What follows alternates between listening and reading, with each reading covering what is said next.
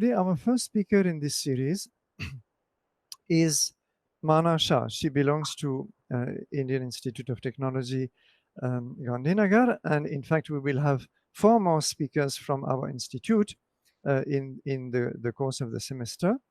And Mana is actually doing her, she's not only a lecturer in Sanskrit, she has taught already quite a few batches from IIT Gandhinagar in basic Sanskrit and Sanskrit literature.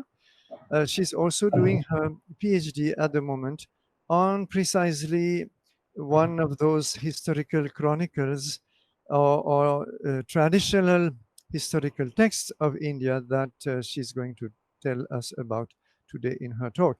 And I believe this is a very important topic because this is a source of Indian history which is generally neglected in mainstream history. It is often better known by regional historians than by mainstream historians for all kinds of reasons. So without further introduction, I will request Mana to tell us about this very rich tradition, and you're welcome to include your questions either in the chat box for our Google Meet or for those following on YouTube as comments, and we will take them up at the end of Mana's talk. Thank you very much. Thank you so much, Michelle, for trusting me with this topic. Thank you for giving me the opportunity to share something. Thank you, everybody, for being here. I hope I can do justice to what Professor Danino has trusted me with. Okay, so the topic of my talk is, as you have seen in the posters or in the announcements, chronicling history the Indian way. This is a subject which is often explored by so many scholars, and in fact this topic was started with a discussion of a kind of denial. So throughout past 100 years, scholars have been trying to prove that wrong. And so I would not go into that discussion a lot, and I would just like to mention, just quote a shlok of Mahakavi Kalidas that अथवा कृतक वाग्द्वारे वंशे अस्मिन् पूर्व सूरिभिः मणौ वज्र समुत्कीर्णे सूत्रस्य इव अस्ति मे गतिः. So like a gem is already pierced and it is very easy to pass a thread from that gem, this subject is so often explored but yet not known by the common people that I'm not offering something new, but just deriving something out of what those great scholars have tried to do so, and just share with you so that we know that what our tradition really is.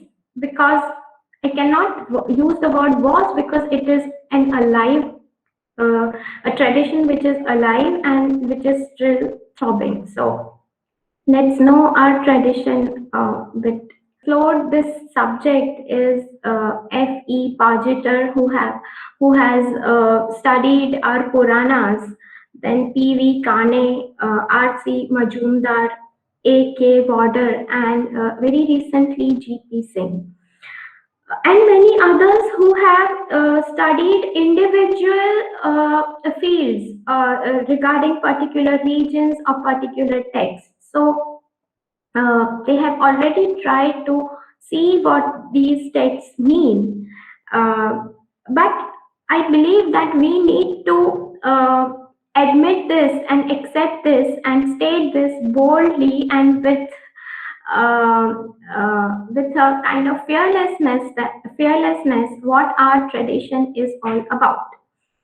I would briefly mention previous two IKS talks. that were related to this subject. One was during the second season of IKS by Professor Michel Denino, who emphasized on the fact that India had a different sense of history. So the title of his talk was "Did India Had a Sense of History?" And during the talk, Professor Danino discussed all the various sources of history that are available to us, which proves that we did have a history, but it was of a different kind. And recently, last year, during the fourth season of IKS, Professor Shonalika Kaul, in her both lectures that were related to historical methods, emphasized on the fact that history was a prime, in India, history was a prime medium of ethical instruction. It was not something which was used only for collecting data about a few dynasties or listing the names of the kings or sages or etc. They might be dealing with statecraft or royal succession, but though despite having those concepts as the plot of our historical works, that was not the main the central theme of our historical work. So the central theme of our historical works was ethical instruction, and so these two subjects are discussed before in our course. I would, in my talk, I would give you a brief idea about the kind of literature we had from various regions of India, their language, briefly the region or the dynasty it dealt with, and then in the end we will see what did these work which were written throughout the period of 1500 years try to convey.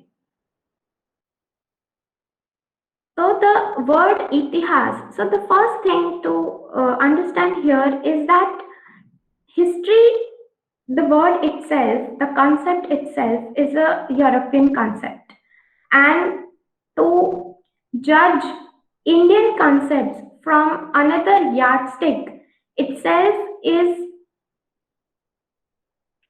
yes, Devash, I will share my presentation when those points will come. I hope, is it okay?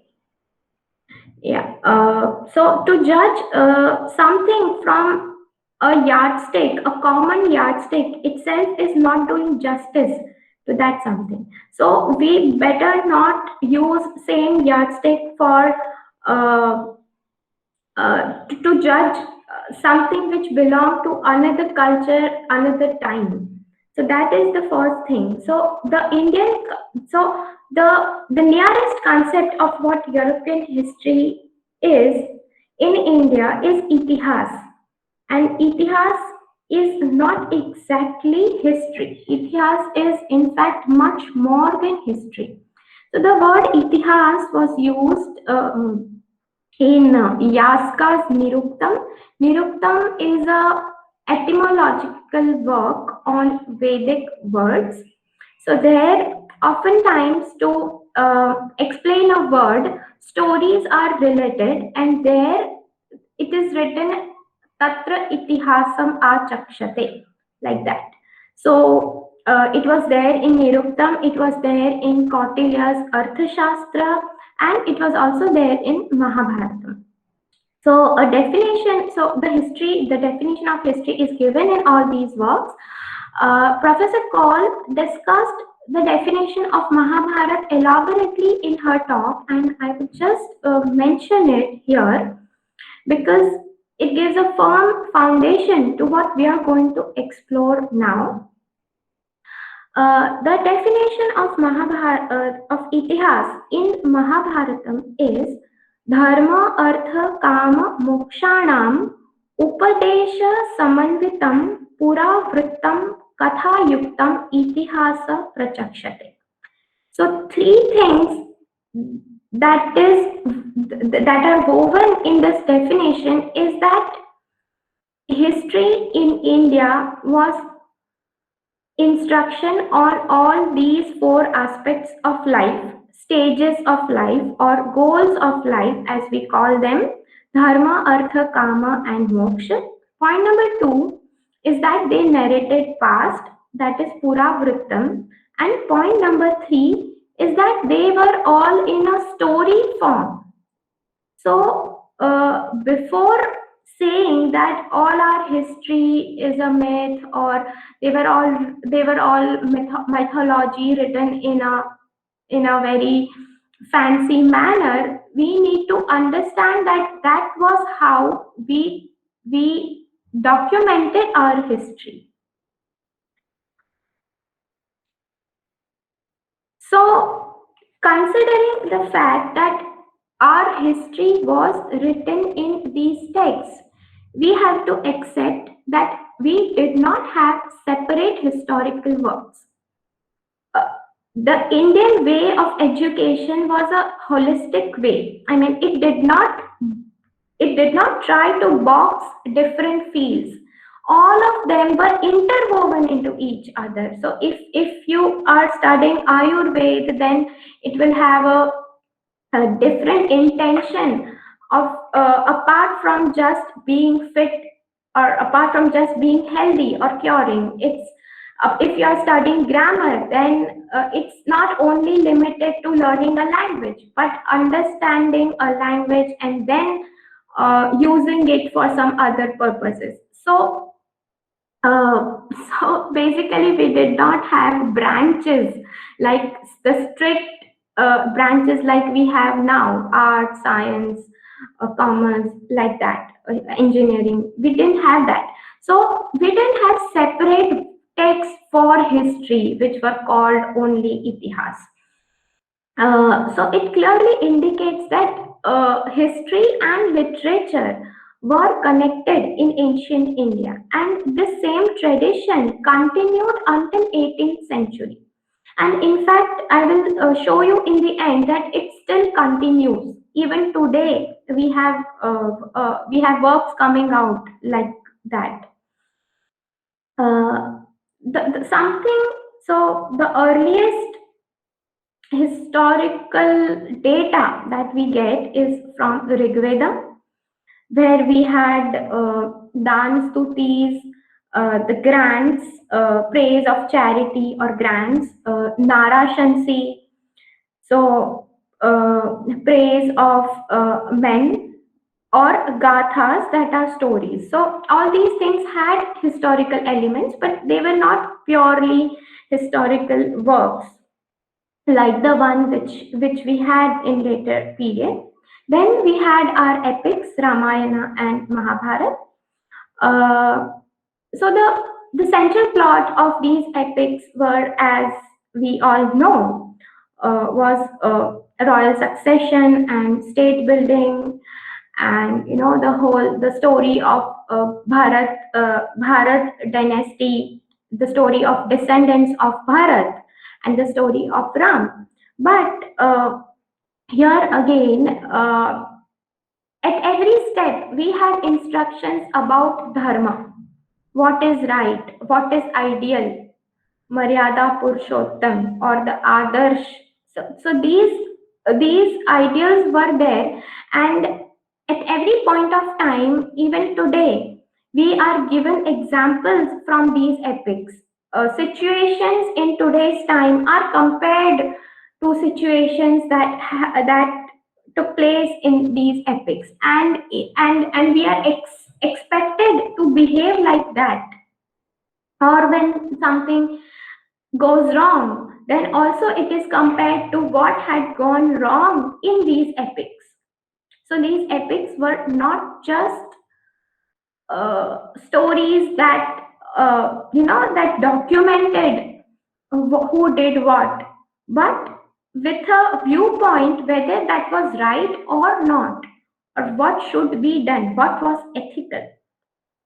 Later on, we had Puranas, which itself had very much historical characteristics, which was Vansha, that is dynasty, Vanshanucharitam, biography, Sarga, Pratisarga, creation, and then deluge. Huh? So we had Puranas, which also contained a lot of historical data. So apart from genealogies, they had different like data which was specific to particular subjects like mineralogy or cosmology, so many things. So we can also call them kind of encyclopedic texts. We also had Sthala Puranas, which came in later period, which were even more closer to history because many of them dealt with particular places. Sthala Puranas are also texts that talk about particular temples or particular shrines. So we have Tamil Sthala Puranas, which are part of Tevaram, and they talk about Shiva temples of Tamil Nadu. So Sthala Puranas document histories of different places, and we definitely have the major 18 Mahapuranas and their Upapuranas, where we find information about pilgrimage places, about kings and their genealogy, their descendants, things like that. So Puranas were very much historical and not only mythological as they are called so. Along with Puranas, there was another tradition, Buddhist and Jain traditions, which was flourishing simultaneously, which also had historical material in them. So the Buddhist, the Tripitaks are called kind of primary sources by A.K. Warder. He says that the three Pitaks, Vinay Pitak, Sutta, and Abhidhamma Pitak, had good deal of light on social, economic, political, and religious history of ancient India. They also talk about life of Buddha without any preconceived theory. And then we had later Buddhist works like the Avdanas and Vanshavalis. So they are so A.K. Warder calls them secondary sources because here the earlier stories are transformed into legends and presented in an ethical way. So they give ethical picture of historical facts. Among the earliest Jain works that dealt with history, we had Kalpasutra by Bhadrabahu the first. It is dated 4th century BCE, and it is biography of Vardhaman Mahavir. Kalakacharya Kathanak of Kalpasutra is also believed to be very closer to historical facts, because here the King Gardabhilla, who was the father of Vikramaditya, is overthrown by a monk, Kalaka, with the help of Hunas, the Shakas. So here again the question of morality came, because this king was an immoral king. He was overthrown with the help of invaders, like the foreigners, who were again later on overthrown by his son Vikramaditya. Yeah, so early Jain historical works down to 9th century dealt with general history of India since they cover various regions and dynasties like the Satavahan, Shaka, Gupta and Kanyagupta. And later historical works mostly covered only Western India where the Jains later on concentrated, where the Jains shifted from Eastern India. K.A. Nilakanta Shastri observes that Jain books form one of the primary sources of our knowledge of the internal history of India from 7th century BCE to the rise of the Mauryan Empire. And though these books, no less than the Vedic literature, devote themselves more to religious ideas and movements than to historical events, they contain many incidental references to states and their relations, which, when sifted, gave a clear idea of the politics of time. So after this period, so after the Mahapuranas were written, Upapuranas were still being written. After, let's say, 8th century, we had proper biographical works coming from various regions from India, written in Sanskrit and in vernacular. So we will have a look at them. So the first, again, these biographies. So students, if you remember, I in our introductory talk, I asked you to recall the historical narratives that you had seen through various visual modes, and you shared with me whatever you had seen.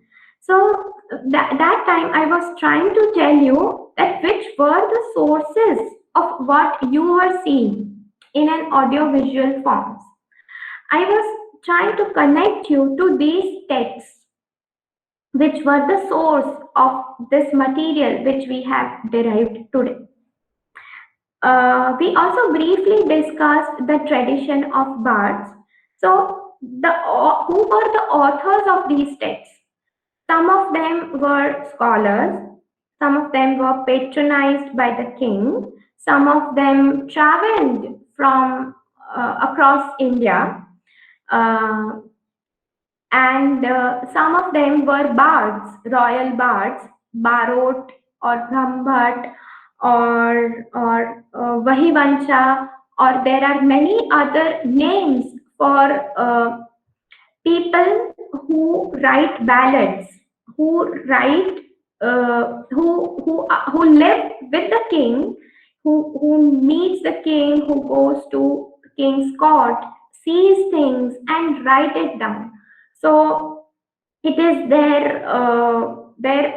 uh, their profession which they have inherited from their ancestors of writing history in a way where you kind of eulogize king, but you also document what you have witnessed.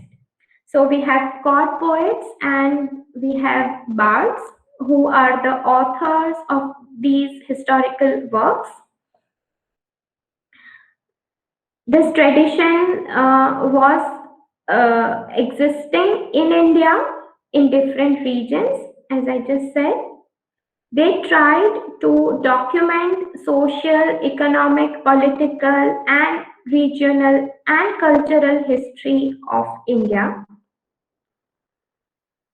In ancient and medieval India, they were generally composed in royal courts, mostly, but not necessarily always, because there were many works which were written without royal patronage. Harshacharitam of Bhanbhat, the famous Sanskrit poet, is the earliest, we can say, the earliest extant historical biography that we have now. It was written in 600. So it was, we can say that the time of Harsha was 606 to 648 CE. So we can say that it must, because the author was a contemporary of King Harshavardhan of Kanyakuch, Kannauj of modern day UP. So since the author was a contemporary, we can say that it was written in 7th century.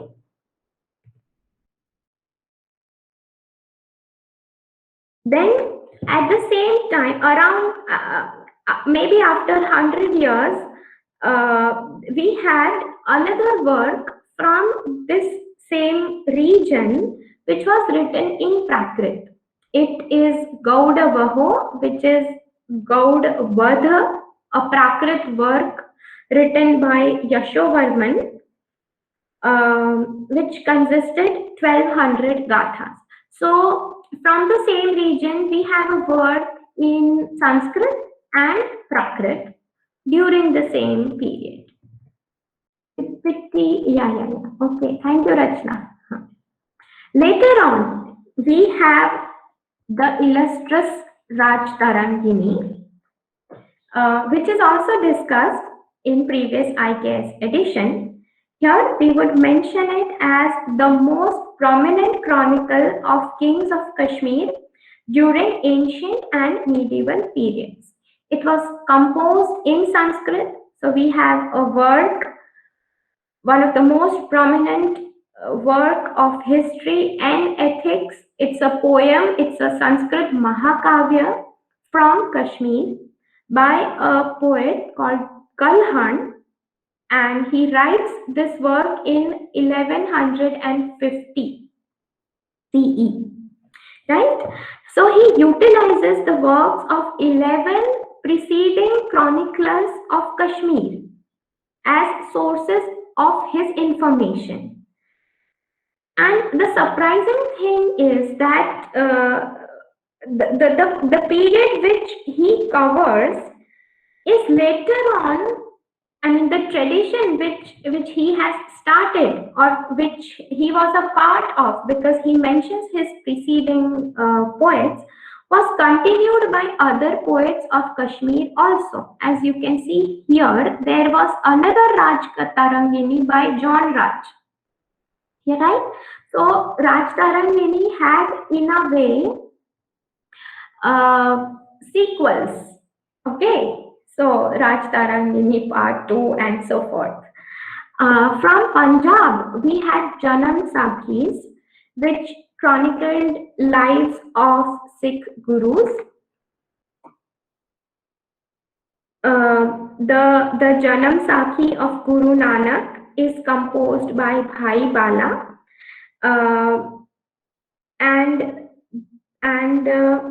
so this tradition of chronicling lives of Sikh gurus continued later on, and we find beautiful manuscripts which illustrates in miniature paintings these legends that are associated with Sikh gurus.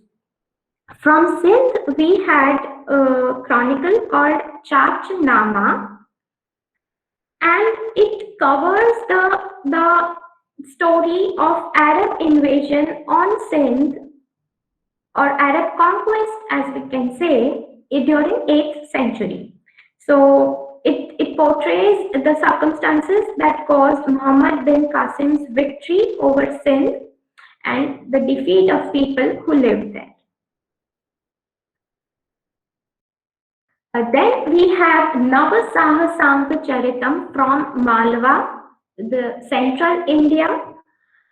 It was written by Padma Gupta in Sanskrit.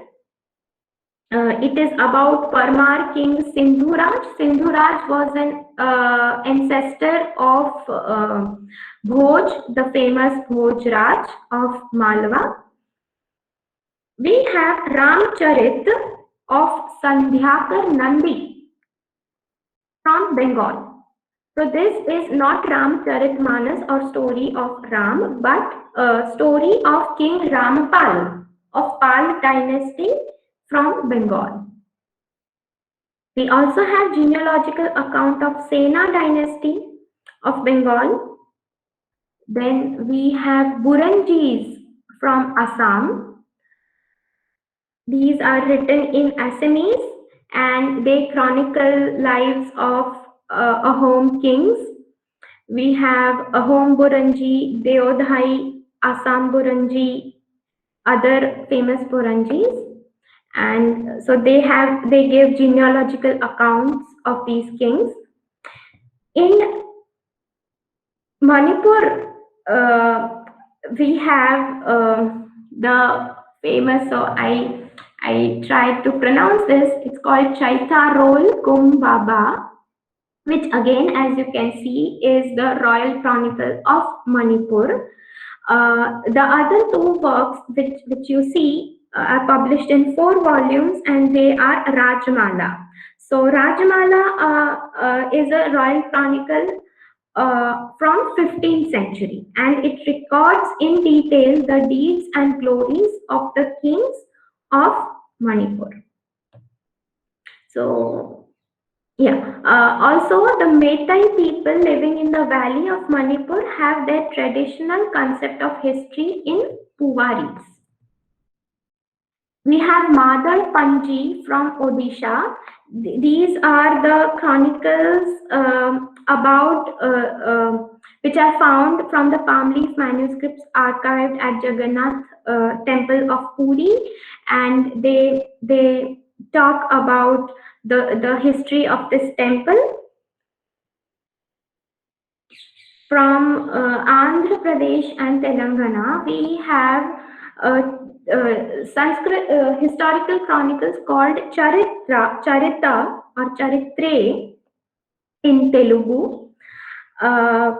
So this image which I found is of course a recent painting. Here the king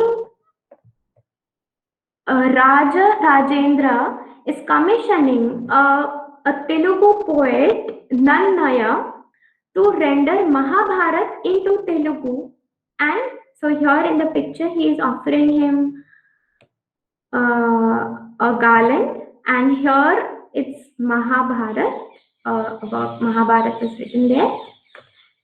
We also have Pratap Rudra Charita from the same region, which talks about the Tughlaq invasion and victory over this region. From Tamil Nadu, we have Madhura Vijay, which means victory of Madurai. Here, it was written by, in fact, the queen of Veera Kamparai Charit. So, a wife writes her husband's biography in Sanskrit here in this work. From Kerala, so there were other works also from Tamil Nadu, the Paranis, Uda, Pillat Tamila, Ammanai, Kalambakam and Kovai. So these are different types of historical works coming from Tamil Nadu. From Kerala, we have Mushik Vansh Charitam. The image is a thumbnail one, sorry for that. And also Mani Pravala genre.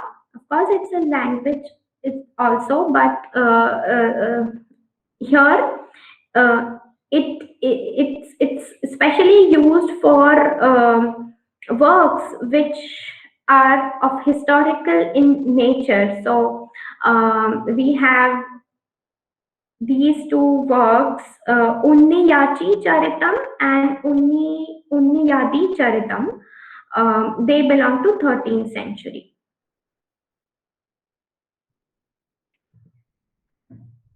I will quickly proceed. From Karnataka, we have these two works. Vikramanka Devi Charitam especially is an interesting work as it's written by a Kashmiri poet called Bilhan about a king who belonged to Western Chalukya dynasty.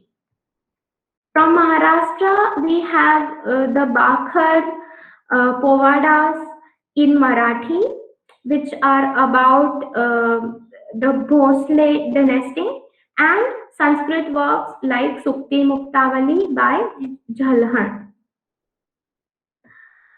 Going towards Rajasthan, so this is a work of Sanskrit about a work written in Sanskrit about life of Shivaji Maharaj. So from Rajasthan we get so many so many historical works in different genres. We have Prabandha, Raso, Chaupai, Katha, Vigat, Varta, Vachanik, Hakikat. All these are the types of historical chronicles from Rajasthan. Here we find works both in Sanskrit and Rajasthani about the same subjects many a times. For example, we have Prithviraj Vijay Mahakavyam about Prithviraj Chauhan in Sanskrit and Prithviraj Raso in Rajasthani, or as called Maru Gurjar. We have Kanhad De Prabandh that talks about King Kanhad De and about his struggle with Alauddin Khilji, and later on Kanhad De's heroic death with his chosen warriors.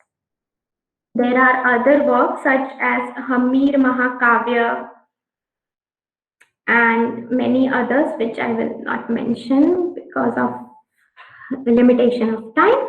Lastly, we come to Gujarat, where the tradition of writing historical works flourished during 13th and 14th century.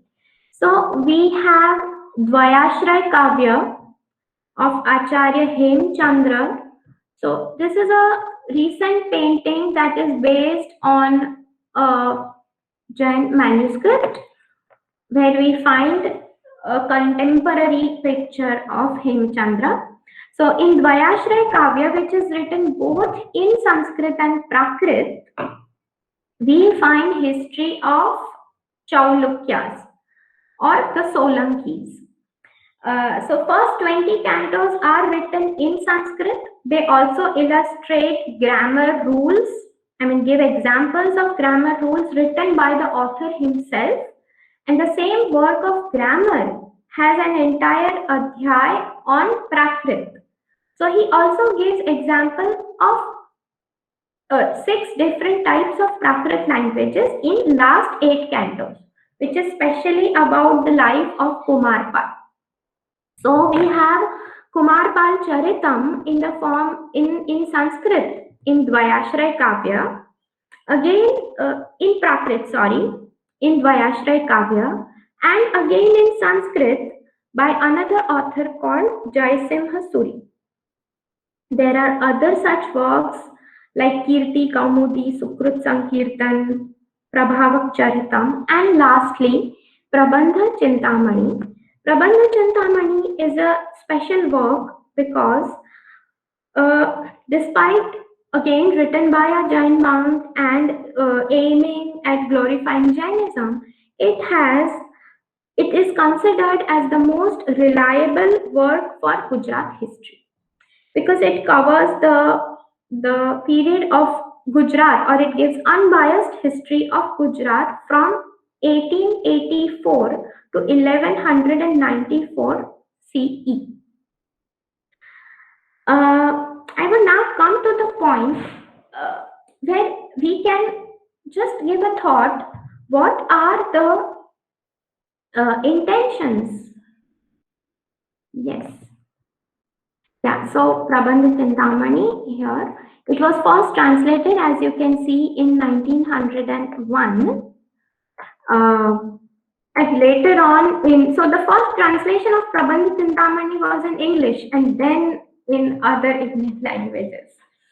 So Prabandha Chintamani gives us a very, very interesting observation in both its commencing lines and concluding lines.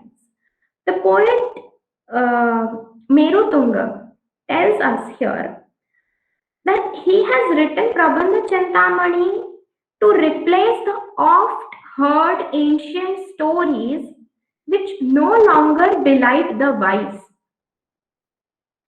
Bhrusham Shrutvan Kathaha Puranaha Prinanti Chetansi Tatha Buddhanam. So we have heard these ancient stories so often that they no longer interest us. So that is why I am now going to write about something which has happened in recent past. Vruttaihi tada asanna satamri. Asanna means nearby. Prabandha Chintamani Grantha Aham Tanumi. Grantham Aham Tanumi. So he is well aware that people have heard these stories often, and they need to be told new stories. And yet he is finding something from these new stories. What is he finding? We will see in the concluding lines. He says that duhprapeshu bahushruteshu gunavad vriddheshu cha prayashah शिष्याणां प्रतिभा अभियोग विगमान उच्चैहि श्रुते सिद्धति. So he says that nowadays it is very difficult, duprapeshu, to find wise people, deeply learned old men who are virtuous. Right? Bahushruteshu gunavad vruddheshu. Bahushrut, learned, gunavad, virtuous, vruddheshu, old men. And also, see, this is very interesting. He is aware. Shishyana pratibha abhiyoga vigamat. So he knows that our ability of learning is decaying. This he is writing in 12th century, and we are in 21st century. Just imagine how much our abilities have decayed. That is why prajnanam atha bhavinam upakrutim kartum. So that is why to give stories of good men to the people who are desirous of of knowing their stories of virtuous men or Sat Purusha Prabandha Ghatana Chakre. So that is why. So he knows that we don't find learned men these days. Our ability of learning is decreasing, is decaying, and that is why it is very difficult to find chronicles of good virtuous people. And that is why he has collected these works and presented before us in the form of Prabandha Chintamani, the wishing stone of narratives, Chintamani Ratna. Yeah, so we can say that this was the intention basically of writing these stories or collecting these stories. He is not saying that here I am giving the most authentic history of Gujarat. No, he's just saying that I am collecting stories of virtuous men. So we here have to think that what was the intention of our historical works and what kind of historical works we had. So we didn't have the dry data collection, the kind we study oftentimes in our school. Yeah, sometimes lots and lots of dates and lots of names, but not knowing what those people did, the names which we are forced to mug up, right? And we also don't know the holistic or the entire situation in which those incidents occurred. So this was actually done in these historical works of ours. So through study of these works, we understand that we had a different kind of history with an intention of praising the good people, condemning the bad deeds, because these works which were often written under patronages of kings, their deeds might be highlighted, but their unethical conducts were never highlighted, and they were often condemned, like in Raj Tarangini. So this was one thing, and the other thing was the poets. So they were not just simple poets; they were called Krantadarshi. Krantadarshi means somebody who can see beyond. So our poets had the authority of commenting on these people, right? Um, yeah. So the poets, when they narrated history, they not just gave facts, but they added their worldview in it. They kind of instructed us what to do with our lives. So, like I said, in students, I'm especially addressing you, the students who have taken the course, that these are the guidebooks of life, how to live life. So, I can conclude by saying that these works are actually need of the hour. We need them more than any other time, because I think that they bridge the gap between our past and our future. We often know what to find where, how to find it quickly, but then we don't know what to do with our lives. We are in that crisis, many of us, and they kind of help to modern man who is in the search of self identity. They, because I think that they are aimed at character building of society. They are intended at inspiring generations to live by the ethical values narrated in these chronicles, and they present the struggles and successes of humanity of yesterday to illuminate our path of our tomorrow, right? Just if possible, students, these all works are available on archives.org, and you just find it. Many of them are there also in our libraries. So try to pick them up, read a few lines here and there. You will find gems from these works. I will conclude this talk. I took some time, a little bit more time. Yeah.